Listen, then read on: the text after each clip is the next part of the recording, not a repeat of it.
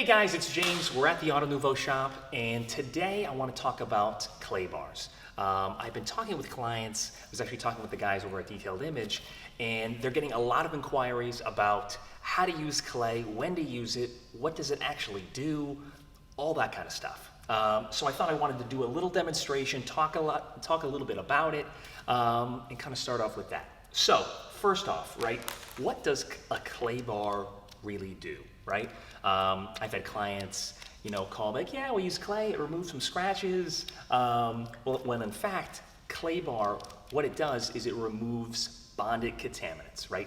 Anything that's stuck on the paint, whether it be tar, overspray, tree sap, any of that kind of stuff, it's going to pull it off the car when you're using it.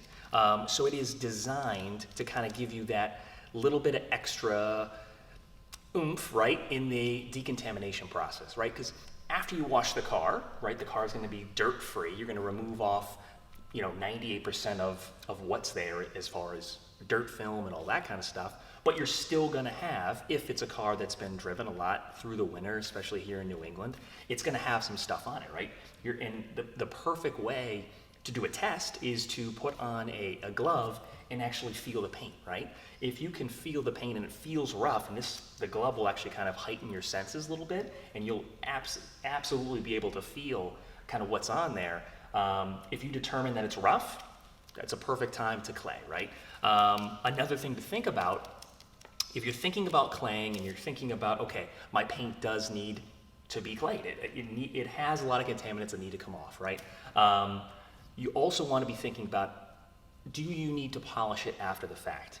There are many different grades to clay bars, right? There's heavy grade, there's fine grade, there's medium grade, and all those basically, as it goes up in grade, it goes up in aggressiveness, right? So if you have some serious contamination on there, you're gonna maybe have to use a heavier grade clay.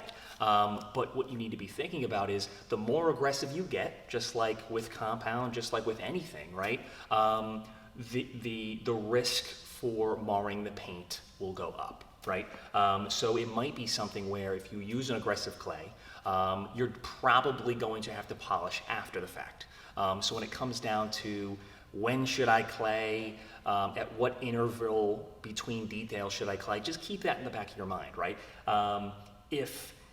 For example, if you just had the car detailed and it just has a little bit of contamination on it, obviously you wouldn't want to be using a very aggressive clay bar. You'd want to use something very fine just to remove a little bit of contamination. And then that's just kind of a spot clay treatment.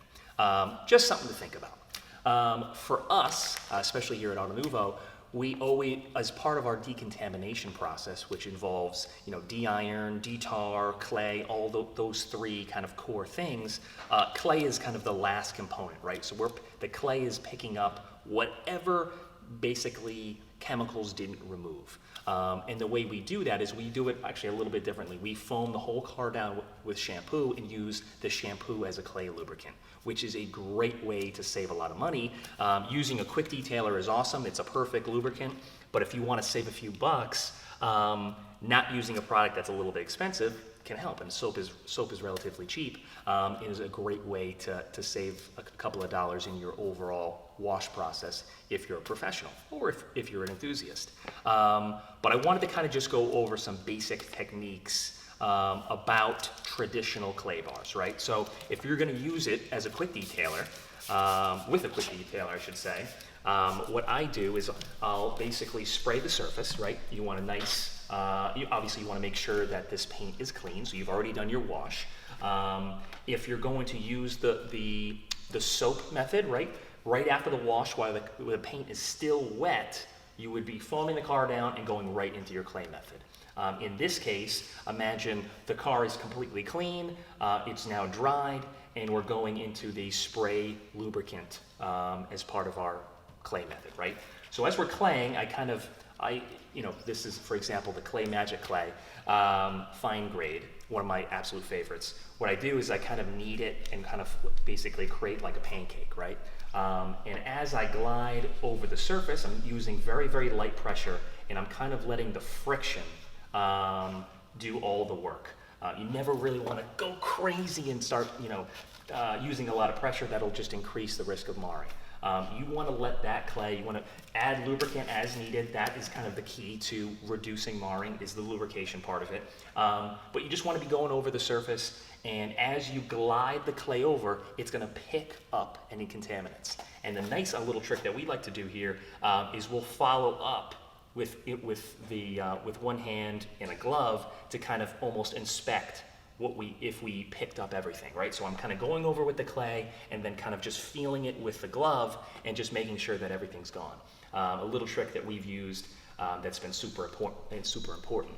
But outside of clay being a great tool in removing contamination and creating smooth paint, it really kind of sets the foundation for a detail, for a clear bra installation, right? Because, for example, say we were going to put clear bra on here, we can't have little specks of contamination in the paint, right? If we put clear bra down, you're going to see all those little pieces of contamination. Same thing for a detail. If you were going to compound your paint, and you were going to, say, get a microfiber cutting pad and some, M100 compound, what have you, right? And you were going to go right into correcting the paint, but you didn't clay, guess where all those contaminants are going to go?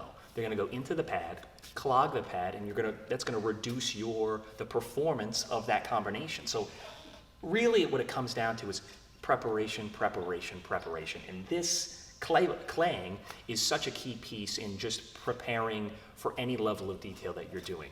And it's super important. And nowadays, there's synthetic clay. There's clay mitts, there's clay towels, which are an absolutely awesome alternative to traditional clay. I've been a little bit stuck on traditional clay only because I love that I can kind of get in little nooks. I just find I can have more flexibility with it, which is pretty cool. Clay mitts, though, on the other hand, are awesome because I can literally drop a clay mitt on the ground, rinse it out, and I'm back. If I drop this on the ground, it's toast, right? I have to throw it away because this is designed to pick up. Well, if I drop it on the ground, there's dust all over the place. Guess what's going to happen? The dust is going to go right in there. So for me, clay, super important, does a great job. Just to kind of recap a little bit, clay picks up a ton of contaminants. It prepares the surface for the next level, whether it be a detail, what have you, and kind of really sets the tone. So if you have any questions, please comment below. Would love to get your feedback. Would love to hear, what clay do you like the most? Do you like mitts? Do you like the towels? They even obviously make clay pads that go on polishers. There's so many different varieties. I'm just curious what you guys like. What works best? What works the best for you? Thanks for watching. See you guys next time.